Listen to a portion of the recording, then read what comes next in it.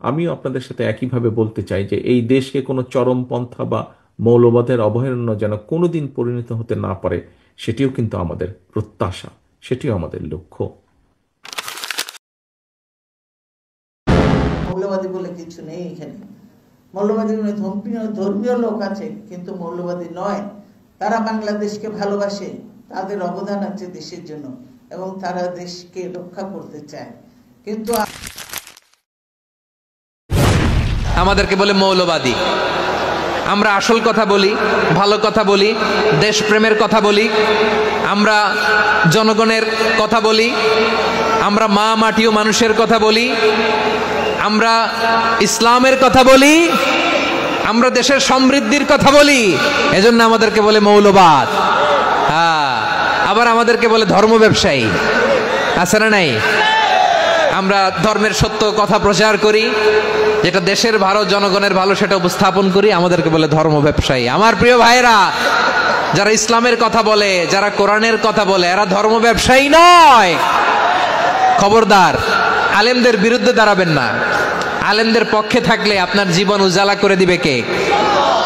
ইসলামী মৌলবাদ জিন্দাবাদ, জিন্দাবাদ। ইসলামী মৌলবাদ জিন্দাবাদ, জিন্দাবাদ। ইসলামী মৌলবাদ জিন্দাবাদ, জিন্দাবাদ। আমরা ইসলামী মৌলবাদ বিশ্বাসী। আমি মুসলমান, আমার মূল ঠিক আছে। আমি মূলকে বাদ দিয়ে রাজনীতি করতে পারি না। 93% মুসলমানদের দেশে ইসলামী মূল্যবাদকে বাদ দিয়ে, ইসলামী মূল্যবোধকে বাদ দিয়ে কেউ কোনদিন রাজনীতি করতে পারে নাই, পারবে না ইনশাআল্লাহ। কাজী আপনি যে স্বপ্ন দেখেছেন মৌলবাদীরা ক্ষমতা আসবে না, আসে নাই, সম্ভাবনা নাই।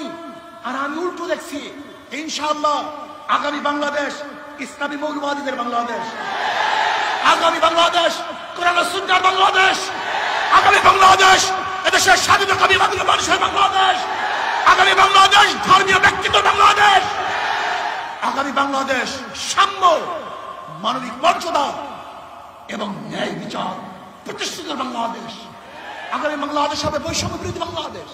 মিডিয়া যদি বলে কিছু মুসলিম হচ্ছে চরমপন্থী, আমি বলি প্রত্যেক মুসলিম চরমপন্থী হওয়া উচিত। প্রত্যেক মুসলিমকে মৌলবাদী হতে হবে।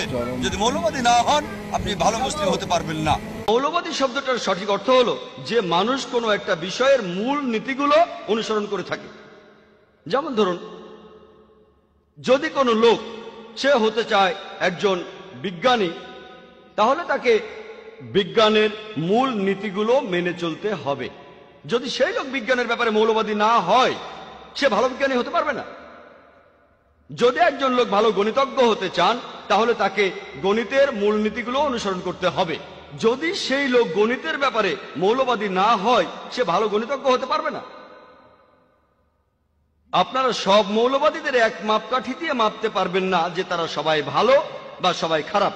মৌলবাদীরা যে যে ক্ষেত্রে মৌলবাদী